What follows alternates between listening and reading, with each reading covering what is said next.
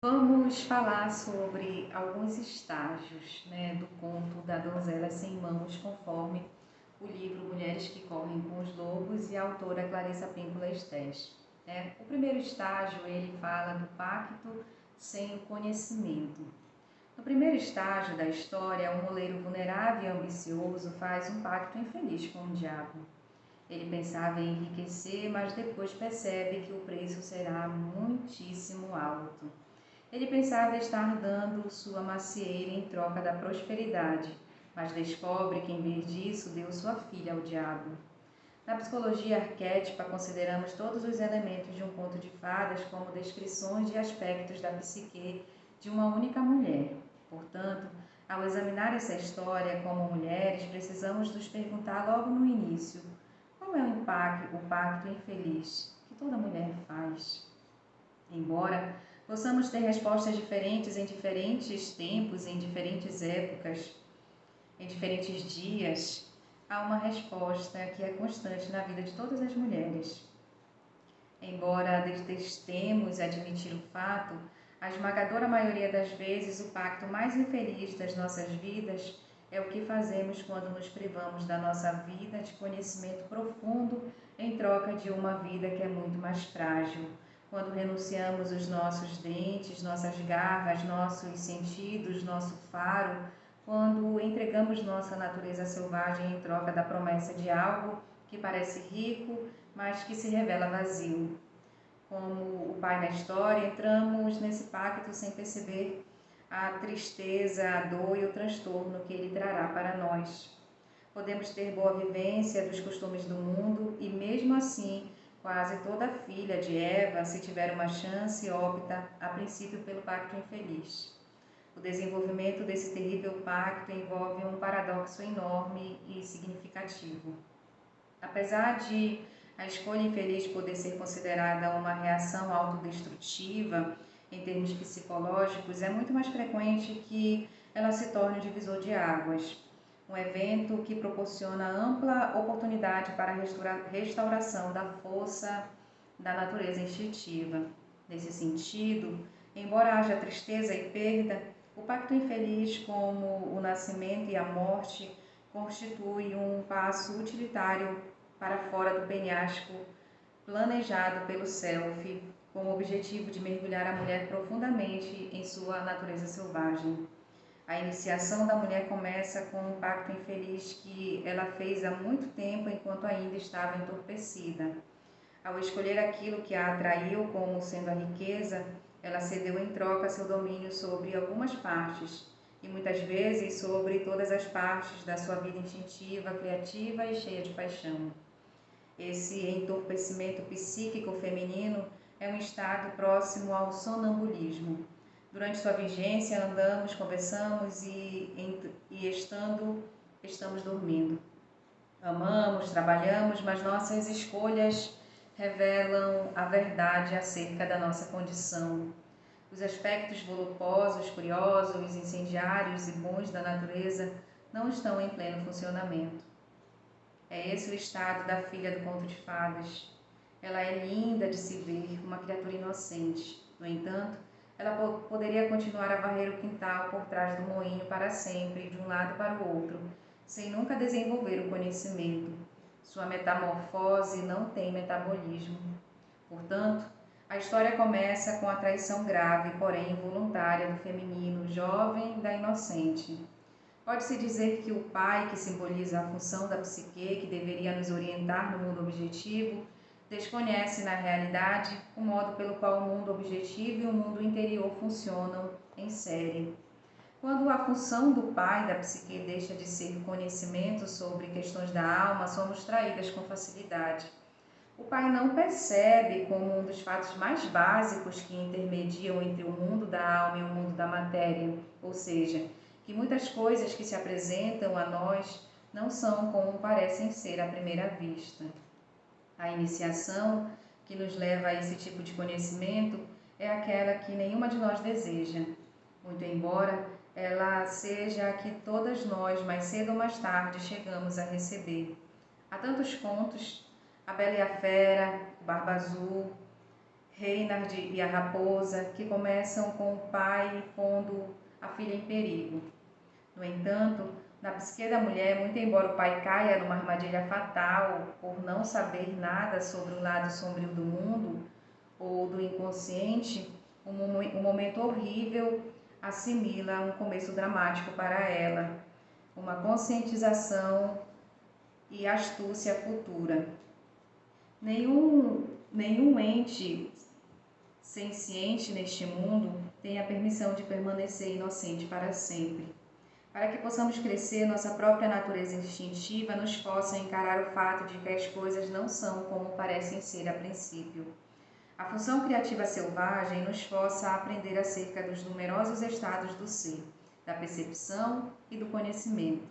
Esses são os inúmeros doutos através dos quais a mulher selvagem fala conosco. Portanto, essa perda e essa traição são os primeiros passos vacilantes no mundo, processo iniciático que nos lança à selva subterrânea. Ali, às vezes pela primeira vez em nossa vida, temos a chance de parar de nos chocar com os muros criados por nós mesmas e, em vez disso, aprender a atravessá-los. Embora a perda da inocência das mulheres seja frequentemente ignorada, na floresta subterrânea, a mulher que passou pela queda da própria inocência é considerada especial, em parte por ter sido ferida, mais porque ela persistiu, porque está se esforçando para entender, para descascar as camadas das suas percepções e defesas a fim de ver o que está subjacente. Nesse mundo, sua perda de inocência é tratada como um rio de passagem. Ela é aplaudida por poder agora ver com mais clareza. São-lhe conferidos status e homenagens por ela ter sofrido e continuado a aprender. Entrar num pacto infeliz é característico não só da psicologia da mulher jovem, mas vale para a mulher de qualquer idade que não tenha sido iniciada ou que esteja dependente quanto a essas questões numa iniciação incompleta. Quando uma mulher se envolve nesse tipo de pacto, a história começa com o símbolo do moinho do moleiro. Como os dois, a psique é um triturador de ideias. Ela mastiga os conceitos e a desdobra em alinhamento. Ela recebe a matéria-prima sobre a forma de ideias, sentimentos, pensamentos, percepções e a compõe de modo a torná-la útil para a nossa nutrição. Essa capacidade psíquica é muitas vezes chamada de processamento. Quando processamos, selecionamos toda a matéria-prima da psique, tudo o que aprendemos, ouvimos, desejamos e sentimos durante um determinado período. Decompomos tudo isso perguntando: como posso fazer o melhor uso disso? Empregamos, então, as ideias e energias processadas para implementar nossas tarefas mais profundas e para sustentar nossas diversas iniciativas criativas. Desse modo, a mulher mantém-se robusta e ativa. No entanto, na história, o moinho não está em funcionamento.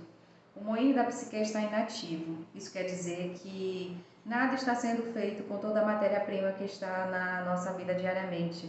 E o que está sendo obtido nenhuma compreensão a respeito dos grãos do conhecimento do mundo real e do mundo oculto que atingiam o nosso rosto.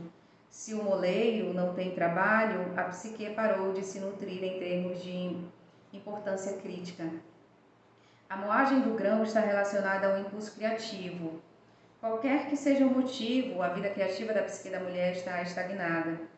A mulher que se sente assim tem a impressão de não estar mais sendo impregnada pelas ideias, de não estar sendo mais aquecida pelo fogo da invencibilidade, de não estar mais moendo fino para chegar ao âmago das coisas. Seu moinho está silenciado.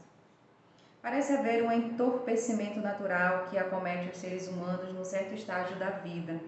Ao criar minha família, a partir do meu trabalho com o mesmo grupo de crianças talentosas ao longo de anos, percebi que essa espécie de sono abate sobre as crianças aproximadamente aos 11 anos de idade. É aí que elas começam a fazer avaliações precisas nas suas comparações com os outros. Durante esse período, seus olhos deixam de ser fracos, passando à dissimulação e, apesar elas estarem sempre em movimento, com feijões saltadores mexicanos, muitas vezes estão morrendo em um resfriamento terminal. Quer estejam sendo excessivamente desdenhados, quer estejam se comparando bem mais. Em nenhum dos dois estados elas se demonstram sensíveis ao que ocorre no fundo do seu íntimo. É como se fosse um entorpecimento aos poucos, encobre a natureza sensível e os olhos cheios de vida. Imaginemos ainda que durante esse período algo nos é oferecido em troca de nada, que de algum modo nós nos esforçamos para chegar a acreditar que se continuássemos dormindo, sairemos ganhando. As mulheres sabem o que isso significa. Quando a mulher renuncia aos seus instintos, que lhe indicam a hora certa para dizer sim ou não, quando ela renuncia ao seu insight, sua intuição e outros traços da natureza selvagem, ela se encontra então em situações que comprometem outro, mas que acabam gerando dor. Algumas mulheres, sim, algumas mulheres desistem da sua própria arte em troca de um grotesco casamento por interesse, acabam o sonho de uma vida para ser uma boa esposa, boa filha, boa menina, renunciam sua verdadeira vocação a fim de levar o que elas esperam que venham a ser uma vida mais aceitável, mais plena, mais digna. Por esses meios e por outros perdemos nossos instintos. Em vez de nossas vidas se encherem com a possibilidade de iluminação, somos encobertas por uma espécie de obscurecimento. Nossa capacidade exterior de penetrar a natureza das coisas, bem como nossa visão interior, estão em sono profundo de tal forma que quando o diabo chega e bate à porta, nós vamos até ela, como sonâmbulas, e deixamos que ela entre. O diabo simboliza a força sinistra da psique, o predador, que nessa história não é reconhecido pelo que é. Esse diabo é um bandido arquétipo que precisa da luz, que deseja e que a rouba. Em tese, se a luz lhe fosse dada, ou seja, uma vida com a possibilidade do amor e da criatividade, o diabo não seria mais o diabo. Nessa história, o diabo se apresenta porque a doce luz da jovem o atraiu. Sua luz não é qualquer uma, mas de uma alma virginal presa num estado de sonambulismo. Ah, que petisco! Sua luz refulge como uma beleza a partir do coração, mas ela não tem consciência de seu valor.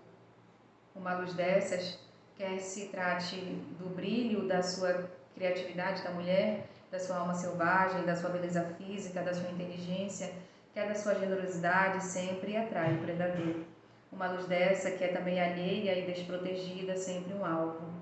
Trabalhei com uma mulher que os outros sempre tiravam vantagem, fosse o esposo, os filhos, a mãe, o pai, fosse algum desconhecido. Ela estava com 40 anos e ainda encontrava nesse estágio o pacto da traição de seu desenvolvimento interno. Com sua mansidão, sua voz carinhosa e receptiva, sua atitude simpática, ela não só atraía aqueles que queriam roubar uma brasa, mas também renunciava diante de seu fogo espiritual uma multidão tão numerosa que a impedia de receber qualquer calor. O pacto infeliz feito por ela foi de nunca dizer não, por ser amada com constância. O predador da sua própria para ser amada com constância. O pacto infeliz feito por ela foi de nunca dizer não, para ser amada com constância. O predador da sua própria psique lhe oferecia o ouro de ser amada. Se ela desistisse dos seus instintos que diziam que já bastava, ela percebeu plenamente o que estava fazendo consigo mesma quando teve um sonho em que estava de quatro no meio de uma multidão, tentando alcançar através da floresta de pernas uma coroa preciosa que alguém havia jogado num canto. O lado institual da psique estava chamando sua atenção para o fato de que ela havia perdido a soberania sobre sua própria vida e que seria um trabalho árduo voltar a conquistá-la. Para reaver sua coroa, essa mulher tinha de reavaliar seu tempo, sua generosidade, sua atenção para com os outros. A macieira florida da história simboliza um belo aspecto das mulheres, o lado da nossa natureza que tem suas raízes afundadas no universo da mãe selvagem, de onde recebe alimento. A árvore é o símbolo arquétipo da individualização. Ela é considerada imortal, pois suas sementes sobreviverão a ela, seu sistema radicular protege, revitaliza e ela abriga toda uma cadeia alimentar. Como a mulher, a árvore também tem suas estações e seus estágios de crescimento. Ela tem seu inverno, tem suas primaveras. Nos pomares de maçãs, na região dos Estados Unidos, os fazendeiros chamam suas éguas de cadelas e suas macieiras floridas de leide. As árvores dos pomares não são jovens nuas da primavera, o primeiro perfume, como costumávamos dizer. De todas as coisas que mais representam a primavera, a fragrância dos cachos de flores do pomar superam os tordos enlouquecidos que saltavam de um lado para o outro, fazendo saltos mortais triplos no quintal e sobrejugavam as novas lavouras que surgiam como minúsculas chamas de fogo verde na terra negra. Havia também um ditado sobre as macieiras: novos na primavera, frutos amargos do outro lado, doces como calda. Isso queria dizer que a maçã tinha uma natureza dual. No final da primavera, o fruto estava bonito e redondo e como que salpicado pelo sol nascente. No entanto, ainda estava ácido demais para ser comido. Ele deixava todos os nervos em pé com repulsa. Mais tarde da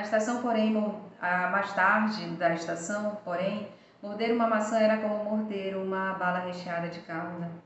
A macieira e a donzela são símbolos intercambiáveis do self feminino, e o fruto é um símbolo da nutrição e maturação do nosso conhecimento desse self. Se nosso conhecimento acerca dos hábitos da nossa própria alma não estão maduro, não podemos nos nutrir com ele, pois esse conhecimento ainda não está pronto. Como ocorre com as maçãs, a maturação leva tempo. As raízes precisam procurar seu chão. Pelo menos uma estação deve passar, às vezes algumas. Se o sentido da alma virginal continuar não sendo testado, nada mais pode ocorrer nas nossas vidas. Se pudéssemos adquirir raízes subterrâneas, podemos amadurecer, nutrir a alma, o self e a psique. A macieira florida é uma imagem da fecundidade, sim. Mais do que isso, porém, ela simboliza um impulso criador densamente sensual e o amadurecimento das ideias. Tudo isso é uma obra das curandeiras, as mulheres das raízes que moram nas profundezas dos penhascos e das montanhas do inconsciente. Elas mineram ali o inconsciente profundo e nos passam o produto do seu trabalho.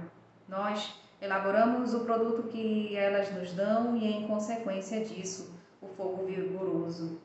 Instintos astutos e conhecimentos profundos ganham vida e nós nos desenvolvemos e crescemos tanto no mundo interior quanto no objetivo.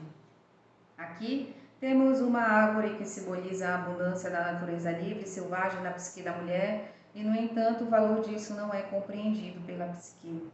Seria possível dizer que a psique inteira tem os olhos fechados às vastas possibilidades da natureza feminina. Quando falamos da mulher árvore, queremos falar da energia feminina de florescimento que nos pertence e que chega a nós em ciclos, refluindo e voltando até com regularidade, exatamente como a primavera psique e o segue no inverno psíquico.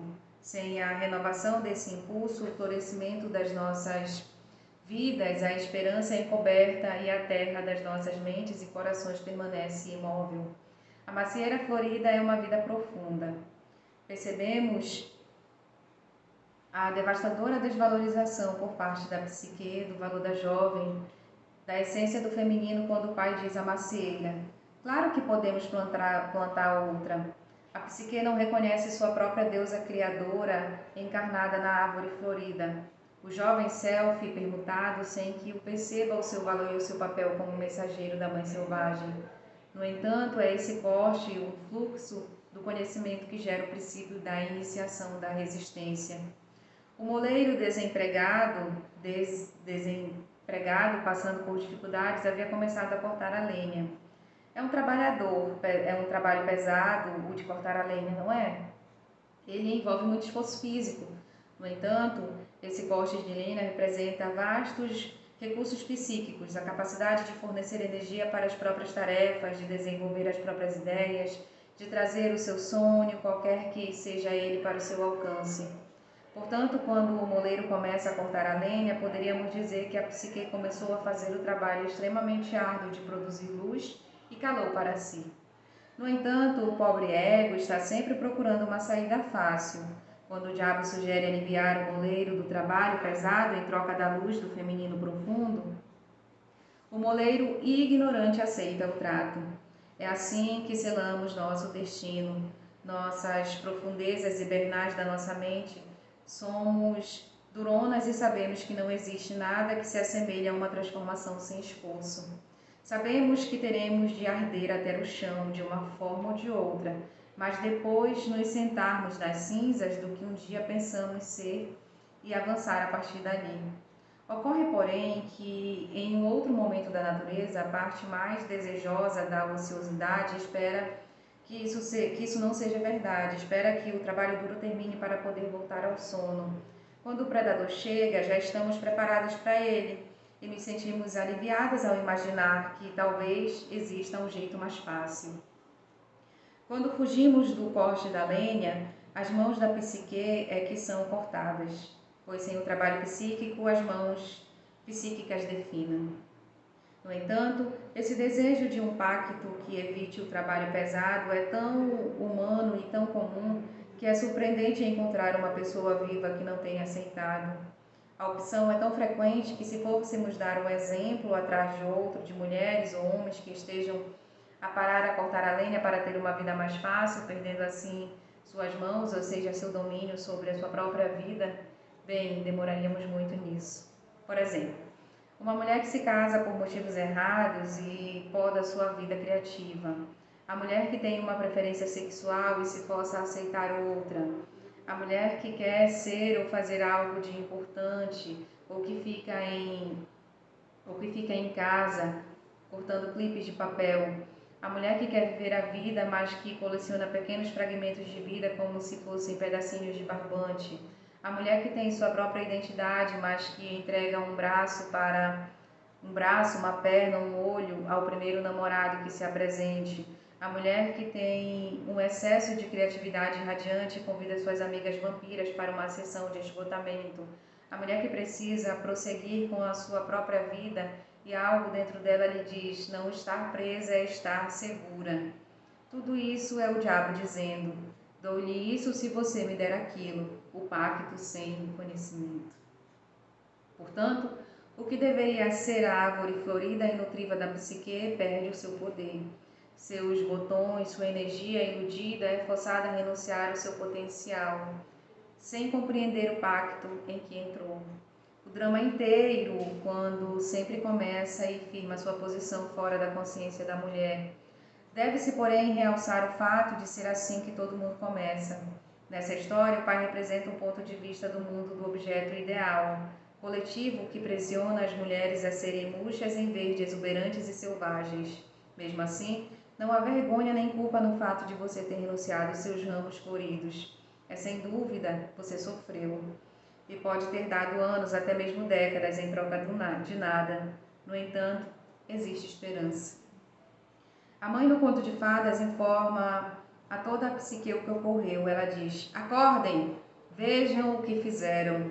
E todo mundo acorda tão rápido que se entrega à dor. Mesmo assim, a notícia é boa, pois a mãe fraca da psique, que antes ajudava a iludir, a diluir e embotar a função dos sentidos, acabou de perceber o horrível significado do pacto.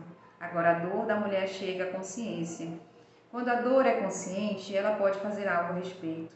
Ela pode usá-la para seu aprendizado, para seu fortalecimento, para se tornar uma mulher que sabe. Com o passar do tempo, haverá notícias ainda melhores. Aquilo que foi dado pode ser resgatado, pode ser restaurado ao seu lugar correto na psique. Vocês verão.